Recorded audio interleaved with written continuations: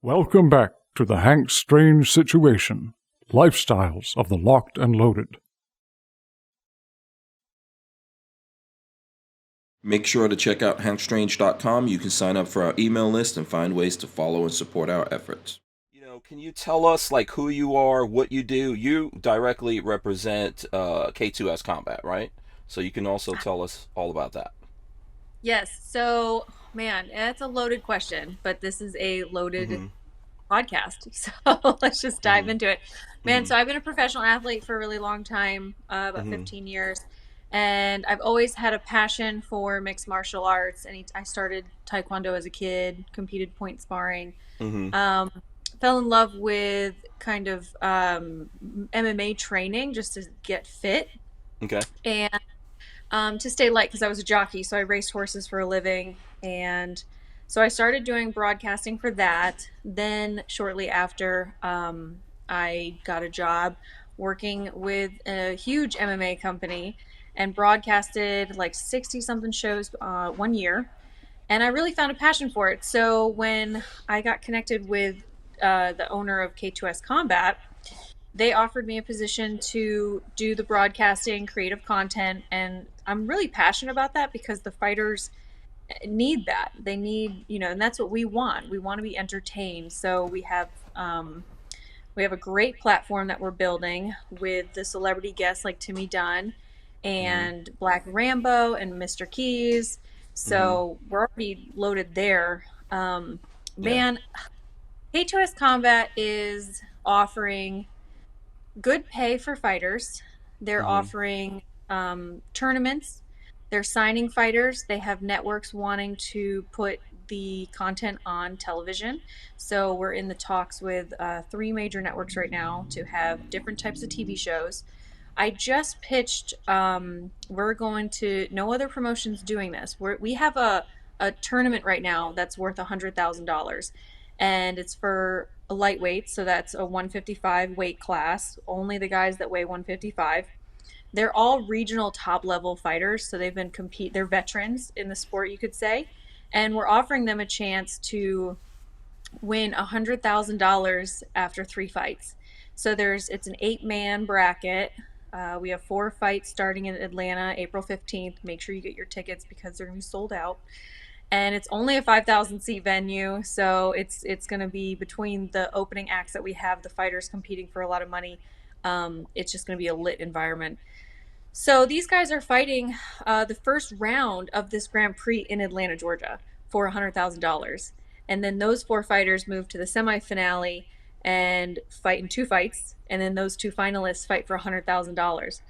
Not only are those 2 finalists fighting for $100,000, but we have pitched a TV series for the network where these 2 fighters will train 8 fighters that are amateurs but going to turn pro and fight in a $50,000 Grand Prix, but it's only for pro debut fighters, so fighters who are going to make their pro debut.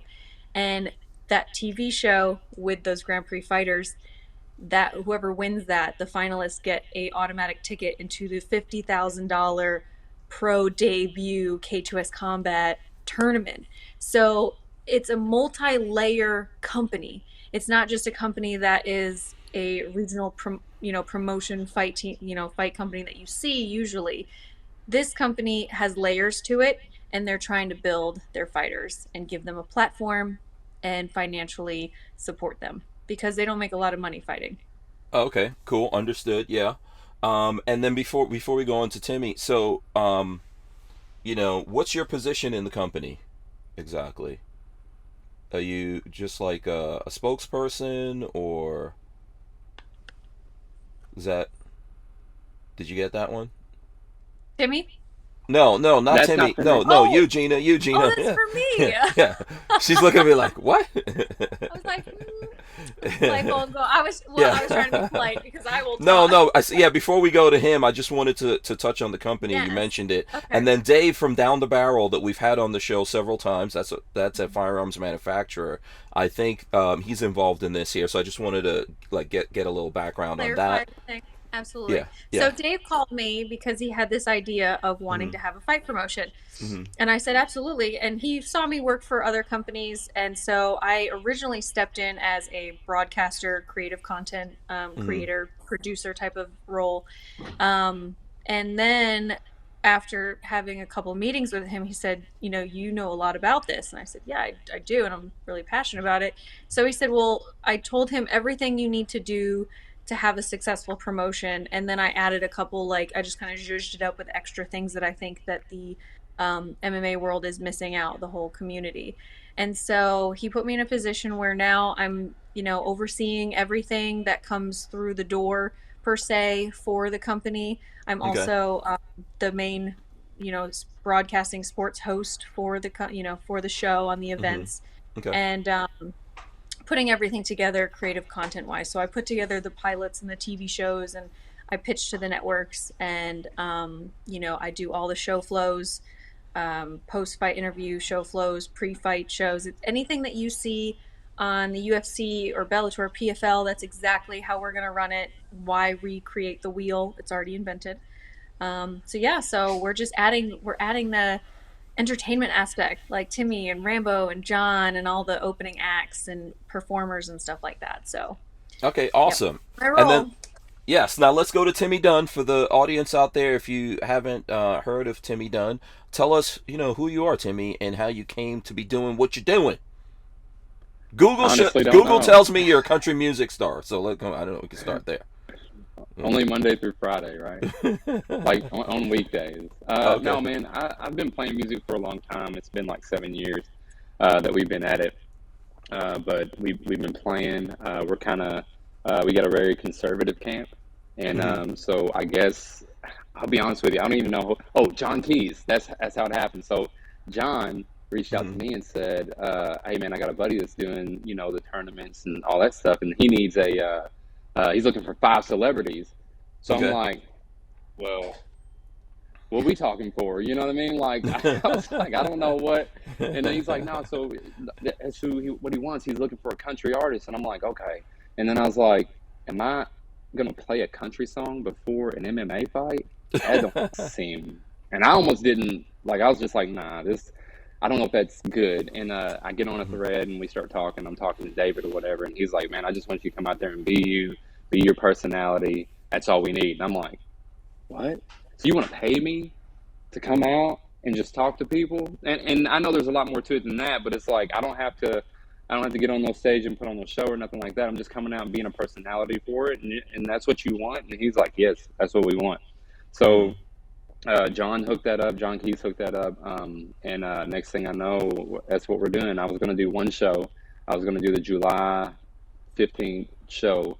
And then next thing I know, it's 2 shows. And next thing I know, we're talking, and me and Gina, and we're all Hmm. talking or whatever. And next thing I know, it's like David's like, "Bro, like you can do all 5 for all I care. Let's do it." And I'm like, "All right, cool." So, Wow. but yeah, we play Hmm. we play music, man, and now we're doing this. So what kind of music? So are you, is the show opening with country music? No, No, I haven't seen no, one of we've these got yet. I haven't seen one yet. So we yeah. have I well mean, this they don't do this. Hmm. Topside Mob they're a rap group out in Atlanta. We have two Okay. other rap groups that are gonna open. So Right. from Right. when people come in the door from 5:30 till 6:30, we have open acts. We have performers rapping. So it Hmm. kind of depends on what area we're in and having a show. Okay. All right. yeah. Cool. By the way, Mr. Black Rambo has decided Hey, to how y'all doing? has decided Hey, What's up? to bless us. What's up, man? What's go? How y'all doing? Oh boy, the dreadlocks just came out. Dreadlocks just Yeah, came how y'all out. There you doing, man? go. Y'all doing all right? Yeah. What's up? We're in the getting to know I'm doing everyone's. good. Yeah, we're in the getting to know everyone stage right now. So Timmy was just telling us how long have you been doing music, and particularly country music, Timmy? Like I've been playing music for the past 7 years, and it's Okay. been country music since I started. Hmm. When I was younger, like a teenager, I had like an R&B group, you know what I mean? And Okay. we had all the dance moves and all that stuff. And we went out to DC and did some things, and that was fun as a kid. But I pretty much put it all down until I got married, honestly. It wasn't until like my wife's family got me back on any kind of music at all. I was just kind of in the world, just doing whatever, and met her, and then next thing I know, we're playing around with some guitars and stuff. So and that's how I got into it, really. I grew up around country music and rap music and everything. I'm mixed, so my mom's white, my dad's black, so we heard all of it. Right, yeah. That's cool, man. That's cool. And I think, there used to be a time, I'm probably older than all you guys, but there used to be a time when all this music used to mix together and be on the same radio stations and everything like that. And I kind of miss those days, man. And I hope we get back to that kind of stuff, Go ahead. Yeah, I remember. I mean, like in the '90s, I feel like if you change the channel, you could tell, okay, this is a country station, this is a pop station, this is a rap station. But now it like these days it seems really, really mixed up as to you don't know what you're really on. You know what I mean? Unless you're on one of them hardcore hip hop stations, which we have that around here. It's like all mixed together is what I'm kind of seeing. So, and some people like it and some people don't. It depends on what day you ask them, I guess. But yeah, exactly. And I think there is a lot more of like genre mixing and all that going on. Okay, so Black Rambo, just so you know, bro, we are on YouTube. So I saw you pop the safe open. Yeah. Don't mess with anything. Don't. I didn't touch nothing. I just trying to look like y'all got these nice backdrops, and I'm sitting in my bathroom, man. Stuck in my bathroom. I'm like, man, I need a nice backdrop. Yeah. Okay. I wasn't All right. gonna touch nothing. I know the rules. No. I got Okay. 2 million followers on YouTube. I know. Thank you, Rambo. You did not get those 2 million followers by following the rules, so you know what I'm saying. So listen, welcome to the show. Do you want to give everyone like a little bit of? Oh, did we lose him? I think we lost him there. There he goes. Yeah. Do you want to give for the folks out there who don't know who Black Rambo is?